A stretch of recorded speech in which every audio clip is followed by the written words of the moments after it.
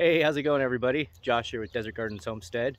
So we're in the heat of the summer at this point, especially here in the Sonoran Desert. We've had temps over 110 already, 110, 111. So it's getting pretty steamy. And as you all know, this is the time of year when our water bills increase, and we are finding ourselves outside more often, watering our plants and just making sure that they don't stress out, don't get burnt and crispy in the heat of the day. And so I just wanted to take some time here and go over some of the watering basics, a watering 101, if you will. Watering is a fine art. It is a science. There's no one way to water. Watering and knowing how to properly water is only going to come with time and experience. Knowing what you have in your landscape and how much water that particular tree or plant needs. Every plant and tree is going to need different watering measures, if you will. And so there's a lot of different odds and ends that go into it. So to start off, know what it is that you have planted in the ground. If it's a fruit tree, is it a Mediterranean style fruit tree like a pomegranate or a fig or a date palm? Some of the more hardy specimens out there that don't need as much water. Or is it something that's really thirsty like a tropical type plant? So know what it is, and then try to group those varying trees together, especially if you're doing drip irrigation. You don't want different trees that take different watering measures together on the same drip, because then it's going to be very difficult to properly water, and you'll be over watering some and maybe under watering other ones. So that is number one. Number two, especially once again with drip irrigation, don't put trees and plants typically on the same drip line. I've done it here. I've got some together, especially if they're more or less understory type plants for permaculture use, or if they're just filling up space. But typically those plants are going to get a lot more water than what they need. So to be efficient, sometimes it's best to keep all those separate, or maybe just keep that plant off a drip line to where you can just hand water it. I've got multitudes of plants in my landscape. I've got 2 acres here. I've got countless plants. I don't know how many plants and trees, over 200 I would imagine. With all the plants and everything else, I'm probably 300 or 400 possibly. But a lot of mine as well are desert style plants. I've got agave, cactus, saguaro, and so those I don't water as regularly, maybe once every month or so. But it takes me 3 hours just to hand water what I have to hand water here on site, everything that's not on a drip line. And I'm doing that here in the desert in the heat of the summer every 3 days. And so you just have to be cognizant of that. Make sure that what you plant is near a water source, or that you can get to it readily. You don't want to plant something out of reach of a hose to where you have to get a watering can and fill that up and water that plant, because it's going to be a hassle.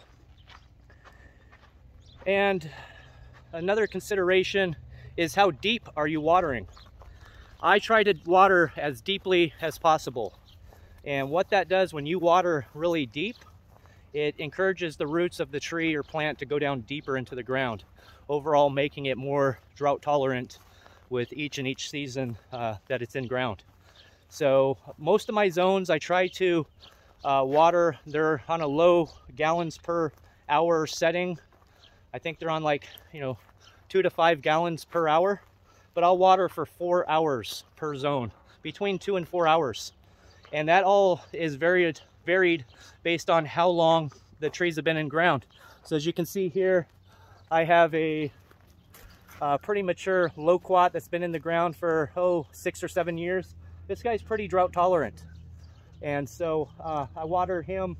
I'm watering all these mature trees in the heat of the desert right now on drip irrigation every 5 or 6 days. But it's a really deep 4-hour water. So I'm only watering mature trees once a week. Just a little less than a week, but it's really once a week. And they do fine. But something like this little guy right next to him, This one's second year in the ground, loquat, Christmas loquat. And so he needs a little bit more water. So I have to supplement water for this one. Even though he's getting a deep water, his roots aren't as established. And so I have to periodically come with my water hose and just give him additional water means to get him through the heat of the summer until his roots can dig down deep. And, you know, bananas, actually my bananas are pretty drought tolerant because these clumps have been in the ground for, you know, 7-8 years now. And so bananas are notorious drinkers. They need a lot of water. But I've really conditioned my trees here on site to be strong. And I don't baby my plants. I don't, you know, nurture. I give them tough love. And in the long run, when you do that, you make a really stronger tree or plant. And so if you allow their leaves to begin to fold and wilt and show signs of water stress, it's actually going to encourage the roots to dig down deeper to find other means of water uptake. And so it's actually beneficial to give your trees a little bit of tough love, allow their leaves to wilt a little bit and get a little stronger. And in the long run, that's going to be better than always babying them and giving them water before they're in need of water. And so that's another consideration. So I like to do a deep water, but I keep in mind what's in ground, how long it's been in ground. If it's a new planting, like I've planted new plants here in the yard this year, I'm watering them every 2 or 3 days. You know, besides the deep watering I'm doing every 5 or 6 days. I'll have to supplement them with the hose, or like all the bamboo that I've planted on the one drip line. It's all the same. I planted the whole zone this spring. I'm watering them every 3 days. So every 3 days I'm turning the drip on for between an hour, hour and a half. Bamboo, and that's another consideration. Bamboo doesn't need as much water. They're more of a shallow rooted plant. And so a deep water on a bamboo would be a waste of water. So that's just one of those things where you want to keep that in mind. So when you ask somebody, you know, how do you go about watering? Well, that's a loaded question, because watering is varied based on where you're at, how temperate or hot or extreme arid are your conditions. We haven't had rain here in the Sonoran Desert this whole year. I haven't had rain here on my property since November or December of last year. Can you believe that? And usually we will get a little bit of rain, but so far we haven't received anything. And so I'm in an extreme environment here, and with that I really have to be on my guard, and I have to make sure everything is watered properly. And so you have to know your conditions, you have to know your area, how hot it is. Another factor is your soil. How good is your soil? The better your soil, the better the water retention will be. So if you have better soil, your soil is going to hold on to that moisture longer. All the little insects, the worms, the pill bugs, all those goodies are going to be breaking down different things. They're going to be excreting. They're going to be putting moisture into the soil. So if you have good soil, then you're not going to have to water as often. Rather, if you had like sandy soil or, you know, other types, clay is going to hold on to moisture better than sand will. So know what type of soil you have. That also plays a part. Another big factor that I haven't mentioned yet is mulch. If you see here on my ground, I have my entire landscape mulched. And it's not as thick now as it was, say, you know, 5 or 6 years ago that I actually mulched this property. But it's a mulch layer, and I'm always adding to my mulch on the ground. I'm always throwing dead plants down, all my grass clippings, all my trimmings, everything goes back down onto the ground. And so I'm always re-mulching, I'm always feeding my soil, and that helps. That helps with water retention.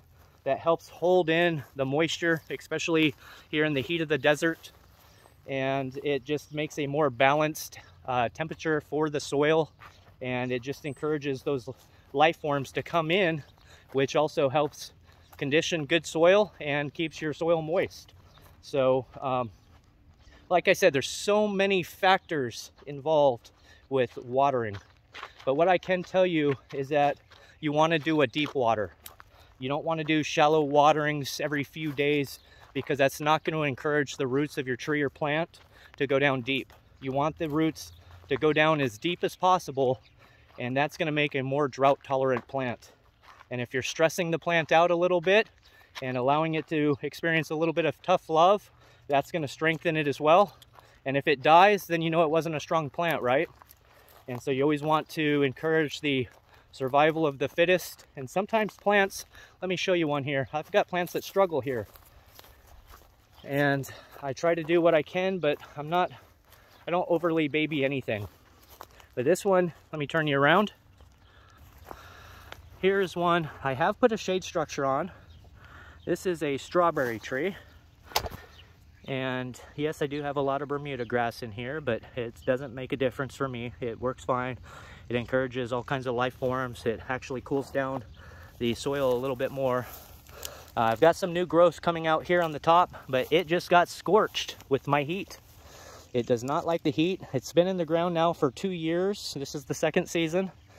And it's showing signs of recovery, but it is not happy. And this is one where I do a really deep water on it. I do supplemental waterings, and I just think it's the heat. You know, it's a small plant. It's only, you know, 1.5 feet tall, and it just needs a little bit of TLC. So I put this little shade structure on it, and it gets plenty of water, but it's still struggling. And so here I've got a Nanking cherry. I just posted a video on the cherries. This is the mother plant. Let's see. This guy's 5 feet. I'm going on 6 feet tall. It's really healthy. I've never had problems with it dying back in the heat of the summer. It's a really strong, vigorous bush. And it's probably, 5 feet wide by going on 6 feet tall. And so, you know, it's really happy here. And we can't grow cherries in the desert. It's just, there's no way. But the Nanking we can. That's the one variety. So it's all about knowing what you're growing and what the needs are. You have to do research on your plants when you purchase plants. When you purchase fruit trees, do the research so you know what it is and what it requires. Here's some figs, really tall figs, probably going on 7 feet. Another fig here. And these guys are all happy. They get really deep waters. I've got some really happy loquat. Loquat really don't like the heat of the desert. So you got to kind of baby your loquats here. Let me show you. This guy's going on, 7, 8 feet tall now. This is a gold nugget loquat tree, and he is very happy. He gets a really deep water. Here's another loquat. This is a white gem, not as tall, probably 6.5 feet tall on this guy, but once again, you know, and I've got a really good mulch layer. So that is the basics of watering. You know, it's just about knowing what it is that you're planting, knowing what their requirements are, knowing what your soil condition is, knowing the heat. In the summer, I'm watering more often. Right now, like I said, on established trees, 5 or 6 days. But in the spring and the fall times when it cools down, I'm watering maybe once every week. You know, and then the cooler it gets, every week to a week and a half. But I'm still doing the 4 hours. I'm still doing the deep water, but it's just the frequency decreases. And then in the winter, I don't water at all. I have 0 watering in the winter time, just because I don't need it. And so maybe once in a blue moon, I might water in the winter, but usually we'll get some winter rain, not a lot, but a little bit. And then that'll just carry me through the winter. So I really don't water at all in the winter. In the spring and fall, I water, you know, every week to 2 weeks. And then the heat of the summer, every 5 or 6 days. It used to be every like 3 days, but the more mature my landscape gets, the less I have to water. And I also have the permaculture swales and the pond, and they sink, you know, I'd say between 200,000 to 500,000 gallons of water a season. We're just about ready to start our monsoon season. Let me show you the swales here. And as you can see, I've got 2 swales, the berms there. You can see one in the far back distance. That one's about 180 feet. And then this front one right behind Moses there is about 140 feet. They're 4 feet wide, 2.5 feet deep.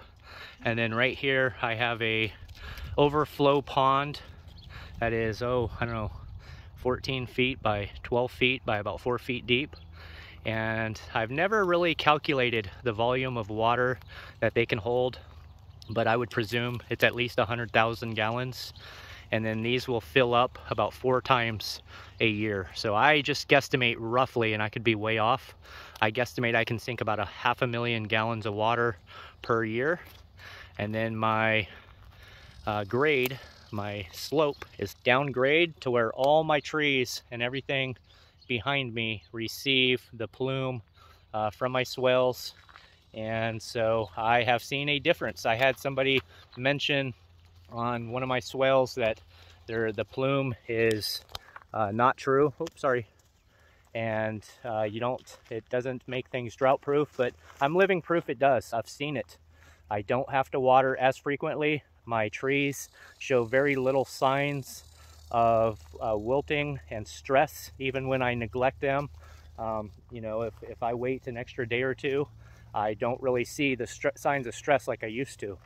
And yes, that could be with maturity and longer root or deeper roots and the whole 9 yards. But I've had the swales in the ground now for 6, 7, I think this is the 7th year, and it makes a big difference. It really does.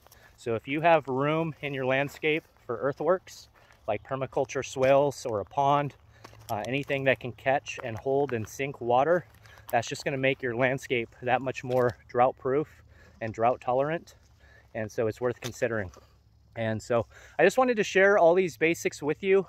Don't stress, especially if you're a new gardener or, you know, new into the permaculture landscaping, or, you know, planting new trees. It all comes with trial and error, and just err on the side of more watering. But don't be afraid to allow your trees to stress out a little bit, just to see what they need. They're going to tell you when they want water, and you'll see the difference in their leaves. And then from there, you'll know roughly when they need the water, and then you can start dialing that in. But it just takes time. It takes time and experience, and all those factors that I've mentioned to you play a part. So there's no right way to water. There is a wrong way, and it's to allow your trees to die. So don't do that, but just play around with it. Don't stress out. It'll work out, and just be diligent. Pay attention to your surroundings. Pay attention to your trees. Don't neglect your trees. You can give them tough love, but don't neglect them, and you'll be fine. So if you have any questions, post them down below. I'm happy to help you out. If I know the answer, I'll share it with you. If I don't, I'll tell you I don't. And so I certainly appreciate you stopping in and viewing the video. I certainly appreciate you stopping in and viewing this channel, and I hope you have a great day. God bless you all. Take care.